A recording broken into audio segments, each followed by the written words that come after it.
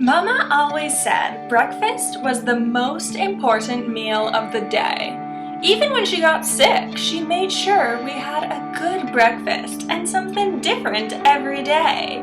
We'd wake up on weekends to the smell of bacon or maybe sweet rolls in the oven. Even during the week, Mama always made sure we at least had a bowl of cereal or oatmeal before school.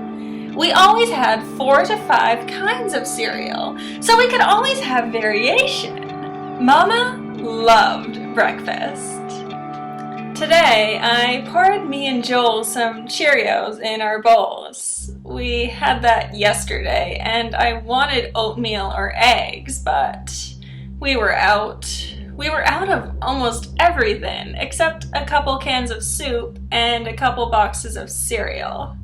We had cereal all day yesterday because the only soup left was split pea and some tomato, which we both hated. After we ate, it was Joel's turn for the dishes. We went to bed so early yesterday. We slept a long time and it was still dark this morning. We tried to watch TV, but even though the power was on today, all that was on every channel was the repeated warning about staying inside and avoiding other people so you didn't get infected. Sometimes that doctor guy would come on and explain that it was a virus and there was no medicine for it yet, but they were still working on it. Dad said he would be back early morning today with more food and some tools for digging. I double-checked and made sure he had circled today, Tuesday, on the calendar. I had crossed out Sunday the night he left, and Monday, yesterday, before I went to bed, to make sure I wouldn't forget. We had to get Mama in the ground today. The basement was starting to smell. So me and Joel went out to see what we could find as soon as it started getting light. Dad said it was okay to borrow stuff now from people because if they were too sick to try and stop us, they weren't going to need the stuff anyway.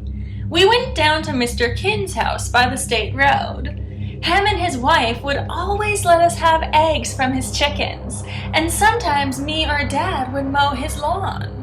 I figured he wouldn't mind taking a few eggs now especially, and maybe even some of the corn he grew. Mr. Kinn's yard was quiet. We couldn't even hear the chickens, but we could see him walking back and forth with a bucket to the hen house. He didn't look so good. Was walking real slow and he was all dirty. He didn't even look up at us when we walked up. He was making the same pattern over and over.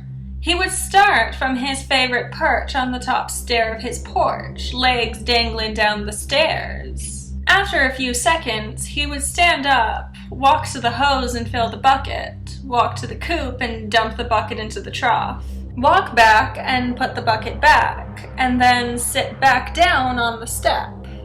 By the time we got close, we saw him do it 6 or 7 times.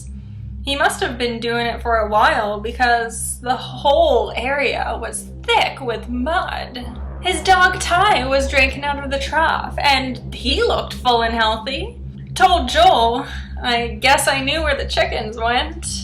Up close, I could see he was sick, like Mom had been. Thin, 'cause he had forgotten to eat. Tired like Mom, 'cause he had started doing something and never remembered to stop.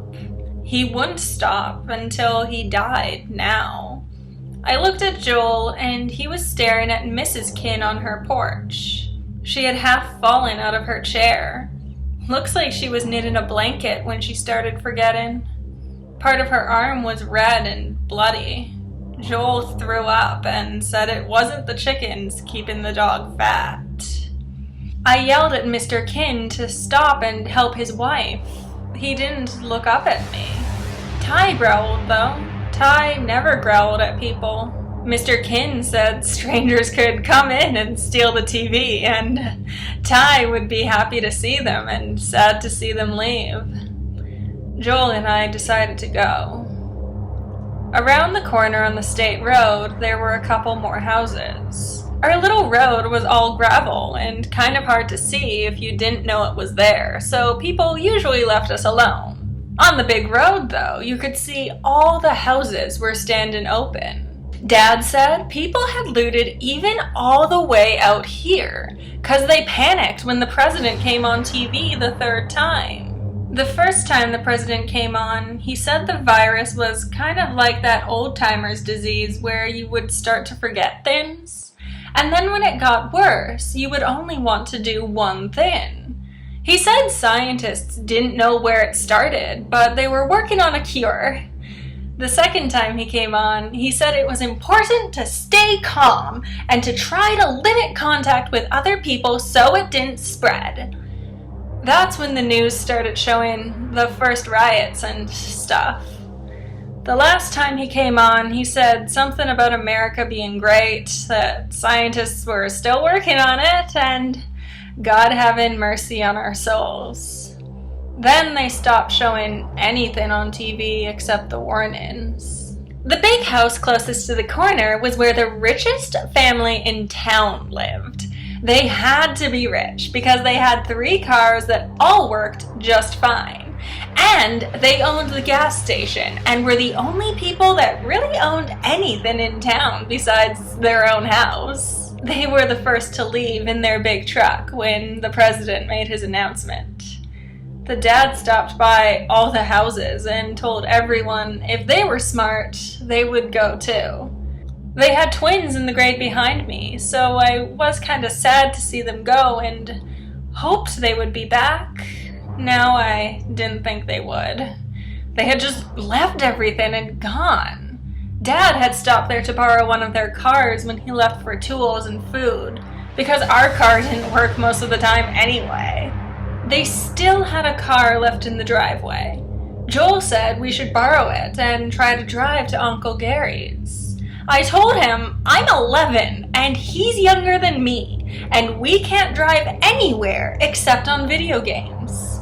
He said it would be like a video game, and if we crashed a little, no one would care, and there was no one out on the roads now anyway. But he didn't want to go in the house and try to find the keys, though. Their house looked big and empty and just wrong. I wasn't going in there. Maybe tomorrow, though. If Dad wasn't back, we would have to. The only store in town was the gas station, and we knew from looking the day Dad left that nothing was in there. Looters had taken all the pop and canned goods. Some genius even left the fridge door open, so the milk and stuff was all way beyond bad. The couple cans of soup we did have at home, we scrounged from the back in some otherwise empty boxes. Split pea and tomato were starting to not sound so bad after all. I wondered what they would taste like mixed together. We tried the phone behind the counter again. There was still a dial tone, but no matter what number we called, no one ever answered. We tried Uncle Gary and Grandma. We tried picking numbers out of the phone book, making up numbers, and even 911. No one ever answered anymore, except for maybe an answering machine. We didn't know what else to do. Outside, we started hearing clicking and a scraping that sounded kind of soft and kind of far off. We peeked out of the window and saw someone hiking. He was walking really slow and with a big limp. He had one of those fancy backpacks and a walking stick, just walking down the middle of the road. It looked like he had twisted his ankle, and it was all bent, and he was walking with a big, uneven limp. The bottom of his foot wasn't even touching the ground. He was walking on his ankle, and it was ground down and bloody looking. And he kept walking like it didn't hurt, like he had forgotten how to hurt or how to stop walking. We hid and watched him go by. He didn't even look right or left, just kept walking. We didn't move until he was too far away to see anymore. It was getting definitely past noon by now, and Dad still hadn't come back. We were scared, but didn't want to admit to each other that we knew something was wrong. Maybe Dad started forgetting and just kept driving. Maybe looters took his car. Maybe something else bad happened. We didn't say anything, just ran back home and locked the doors. It was early, but maybe if we went to sleep now, we would wake up tomorrow and Dad would be home.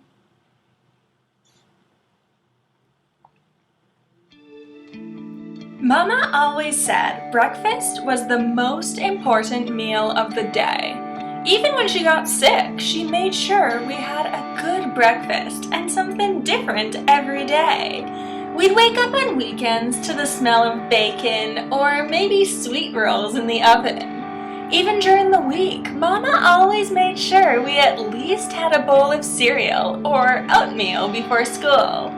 We always had 4 to 5 kinds of cereal, so we could always have variation. Mama loved breakfast.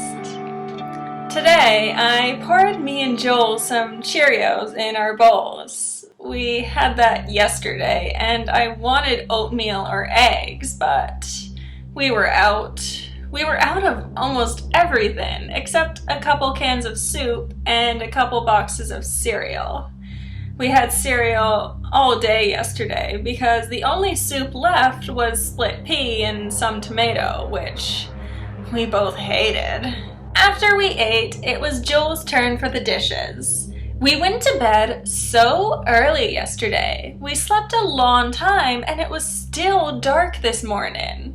We tried to watch TV, but even though the power was on today, all that was on every channel was the repeated warning about staying inside and avoiding other people so you didn't get infected. Sometimes that doctor guy would come on and explain that it was a virus and there was no medicine for it yet, but they were still working on it. Dad said he would be back early morning today with more food and some tools for digging. I double-checked and made sure he had circled today, Tuesday, on the calendar. I had crossed out Sunday the night he left, and Monday, yesterday, before I went to bed, to make sure I wouldn't forget.